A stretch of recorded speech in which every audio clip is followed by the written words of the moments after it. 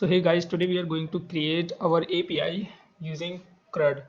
So what is CRUD is performing operations like create, update, delete, read comes under the CRUD. Okay, so let's start with our the previous project that we have in our previous tutorial. So in the views.py we have already created the student create method in which when someone will request on this, so when the method is required dot post, then the student with the information that is provided by request, accordingly it will get created. So now we are going to create our student API. So let me name it. So firstly we will go in here and we will type student API. So student API, when someone will go to this URL, our student details function will run. So instead of student details, we will name it as student API, and in the views.py I will do it as student API. So first let do the read operation. So for read operation we have a request named get. So if request dot method equal get, then we have to return all the data that are available. So let me remove it first. So when the method is get, then we will take the JSON data from request.body. That this is the data which comes with the request, and suppose this data have id 1, then we will return the student with id equal 1. Okay, so now we will convert this data into the Python data. So for converting it into the Python data, we will first convert the JSON data into the stream. So stream equal io dot bytes io. We have learned how to do it, right? So io dot bytes io, inside which we will pass the JSON data, and then we will convert this stream to Python data using JSON parser. So Python data equal JSON parser dot parse. So inside this we will pass stream. So now we have our Python data, and from the Python data it is a dictionary actually. So this Python data can be assessed. So how we will assess it? id equal python data dot get id. So this will return the id which is coming in our JSON data. So if someone will give the id say 4, then this id will be assigned to this id. So with this id we can fetch the student.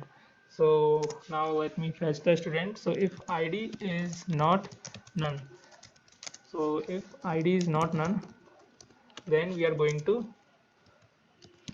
fetch the student. So student dot object dot get id equal 1. So now we have our student with id, sorry, its id equal id, because this id is going to here. Okay, so now we have our student. We will serialize this student. So serialize equals student serializer, and we will pass here student stu. And now with this serialized data we will convert this data into the JSON data. So how we can do this? So how we can do this? JSON data equal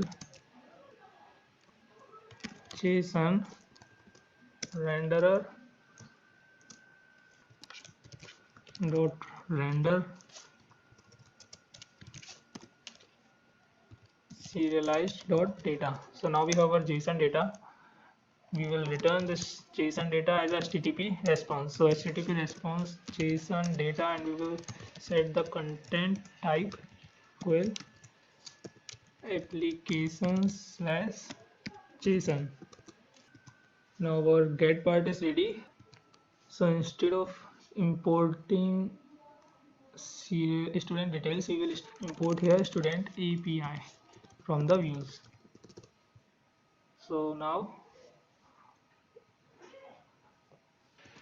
let's test if our get request is working on our API or not. So let me rerun the server and see if there is any error or not. So there is no error.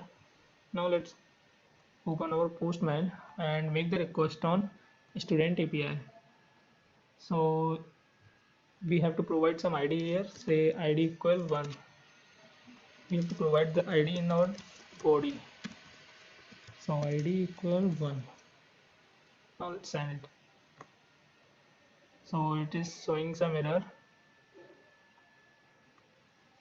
This error is because we are sending the post request instead of get. So now let's send the get request. So you can see the ID is 1 and the student with ID 1 is returned as our HTTP response. Now let's create the same for the request.post. I mean, when the method is post, then we will post our data. So for it we will write if request dot method equal post, then what we will do, we will post our data into the database. So we have already written the code for it in the previous tutorial. I'm copying from there.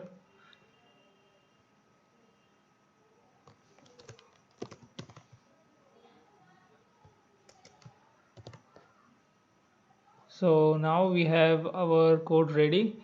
So what I am doing here is, first we are taking the JSON data from the request.body. So when we have our JSON data, we are converting that JSON data into the stream, and once we have a stream, then we will convert that stream into the Python data using the JSON parser method. So once we have our Python data, so we will convert that Python data into the serializer object. So by using the serializer object, we will first check if the data is valid or not. So if the data is valid, then we are going to save that data, and if it is not valid, then we are returning the error.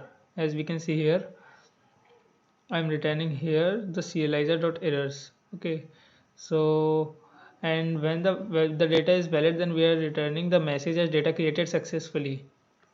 So let's see if our EPI is working correct or not when the request is post. So first I will go here in the postman, and here we will provide our body. As you can see, I've already provided here. So ID equals 7, let's say, and name anything like Shivansh. I'm providing the name, and roll number 28.